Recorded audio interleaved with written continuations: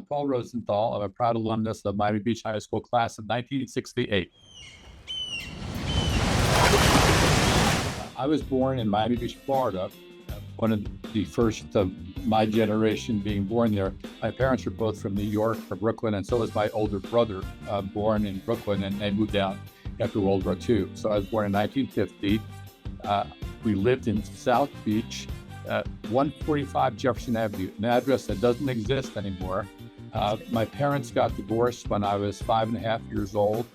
And after a couple of years, my father and my brother moved back to New York. So I was raised really for most of my life as a only child of my mother, who ended up going to get a job at the Miami Beach Convention Bureau as a secretary.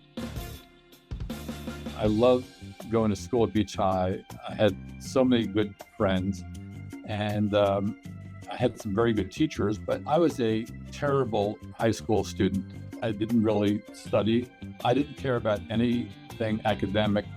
I really only cared about sports. So I played, in those days, football, baseball, and basketball.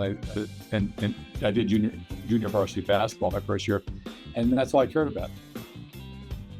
Solomon Lichter was the principal at Miami Beach High, and that was a good thing from my point of view, because he had been the principal at Ida Fisher before that, so I knew him. And he's just the most wonderful, enthusiastic person, and he had so much energy and was so beloved.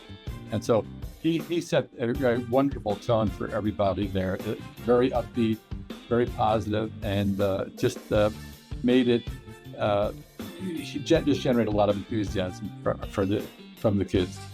Dr. Lichter was very much into making you feel it was a community, and I think his favorite expression was the beach is dynamite. My high school girlfriend, her name is Carla Pollock, was a year behind me, and she went to Ohio State. We decided we wanted to go to the same school together. We decided to transfer to the University of California at Berkeley. At Berkeley, I ended up majoring in political science. At that time, I decided that I wanted to go to law school. And also, Carl and I liked California, so we figured we'd stay there. And I decided to go to the University of California at Davis, which is a very new school named after Martin Luther King, and it was progressive, and I wanted to change the world. By the time my third year of law school rolled around, I decided I wanted to go to Washington, and decided that it would be really interesting to go work on Capitol Hill. So the day after taking the California bar exam, Carl and I packed up our 1974 Chevy Vega station wagon and our dog, and we drove across country.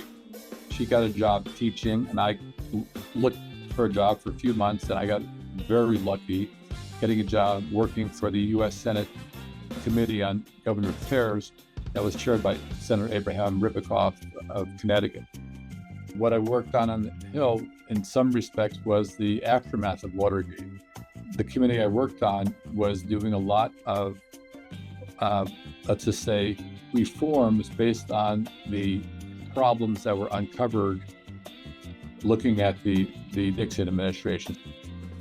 After the 1980 election, I decided to go work in a private law firm, which was then called Collier, Shannon, Rowlett Scott. And somehow, even though I knew nothing about it, I ended up going to work in their group that dealt with international trade disputes. And it was very, very lucky for me, because that area was just taking off. Got to work on such interesting things.